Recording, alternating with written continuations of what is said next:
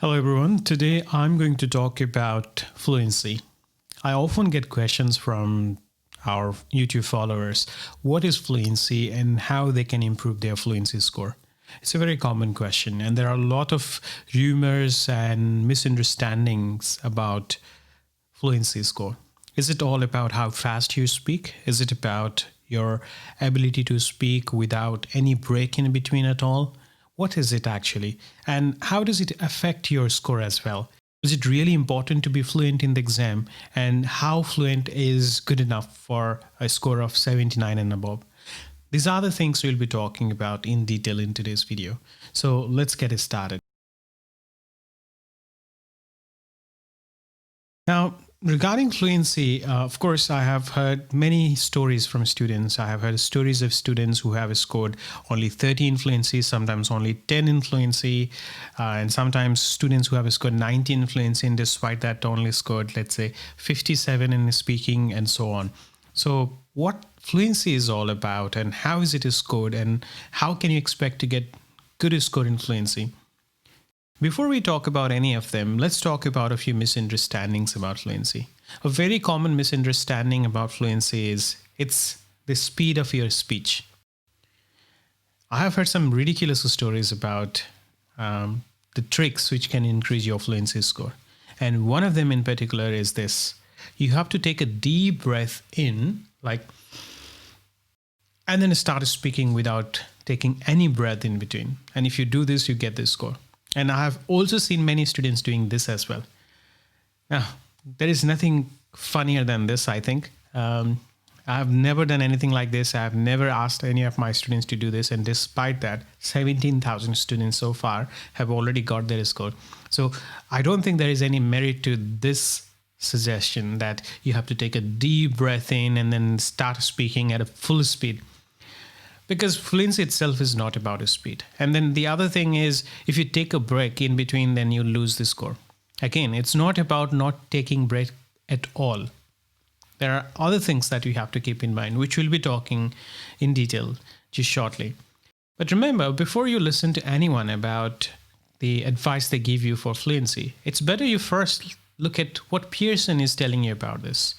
In Pearson's score guide, the official book that Pearson releases, they have mentioned that fluency is your ability to speak naturally with natural pauses, which means you can speak at a moderate speed and you can also speak with pauses if needed. So as you can see in the score guide right now, fluency is all about your ability to speak without interruptions, with natural pauses, and in a native-like manner. And what is the biggest factor that can reduce your fluency score? Long and unnatural pauses. As you can see in the table itself that your score drops to almost 2 or 1 when you have too many long pauses or when you have too many unfilled pauses or when you have too many unnatural pauses. So this thing is something you have to keep in mind. Now, you may hear other people telling you that, but one of my friends spoke really fast and then he got this score. But this can just be a coincidence. For example, Switzerland is a country where the chocolate consumption is the highest in the world, and they are also a country where the number of Nobel Prize winners is highest per 1,000 population. So do you think I should start eating chocolate to win Nobel Prize now?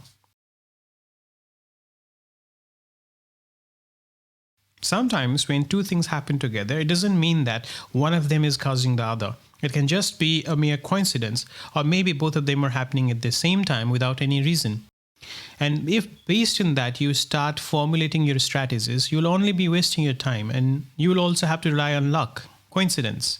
One day when coincidentally what you do also get this score, you may tell the other person I did this and then I got this score as well. So don't just listen to everything you hear. You have to first analyze and make sure that that is the truth. You have to do a little bit of your research first. And also think about the authenticity of the information and the source of the information. Who is telling you this and what is the credential and credibility of that person? And the reason I'm talking about this is these kind of suggestions actually mislead people, and not just mislead people. It makes it difficult for these people to get the opportunity they deserve. These are hardworking people who are going through the internet, searching for videos which can give them the right kind of advice. And if you are telling them the things that you yourself are not sure of, you are cheating these people. And there cannot be anything worse than this. If you are not sure of something, you should not say it to others unless you have tested it yourself many times, not just once. Anyway, coming back to our discussion, fluency, as I told you, is not about speed. It's not about not taking break at all. It's all about presenting naturally as the natives do.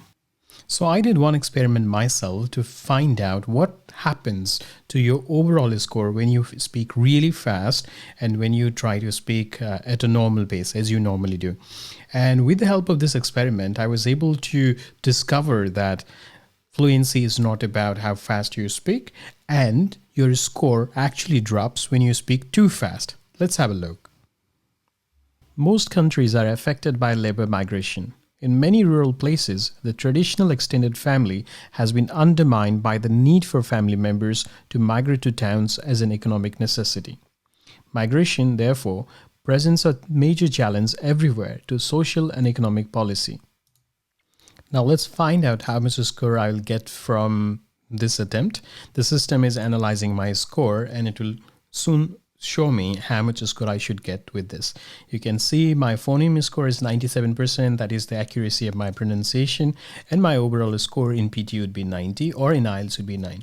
Now let me read the same passage at a completely different speed, in fact at a very high speed. Most countries are affected by labor migration. In many rural places, the traditional extended family has been undermined by the need for family members to migrate to town as an economic necessity. Migration therefore presents a major challenge everywhere to social and economic policy.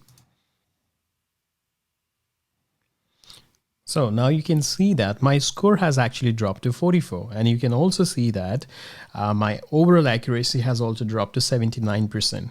That means the computer was struggling to understand what I was saying because I was trying to speak so fast. The other thing is, when I was trying to speak fast, I was not able to say certain words in the right way. Another thing that you can also see here is, if you look at my word score, then my word score has dropped significantly for many words. It's at 59% or 65% most of the times, as you can see in this analysis. So let's not get into the detailed analysis here with the detailed score breakup, but I hope you have got the idea that if you try to speak fast, you'll compromise your clarity. And if you compromise your clarity, although your fluency score may go up, your overall score will go down. That's something to keep in mind. First thing is speed. You have to be consistent. If you start at unnatural speed, what happens is later on you forget and you go back to your natural speed. So let's say someone told you that you have to speak fast to get better score, and you are naturally a slightly slower speaker. So what happens is, after some time, you'll start speaking at your own speed, and that will create inconsistency in your speech. Sometimes you'll be too fast, sometimes you'll be too slow. And this creates error in the calculation, because while calculating your fluency score, the algorithm looks at your average speed. And if you are inconsistent, you are too fast sometimes, too slow sometimes, it will lead to error in the calculation and you will have low score. Another thing is your volume should not fluctuate too much. Don't speak too loud or too soft.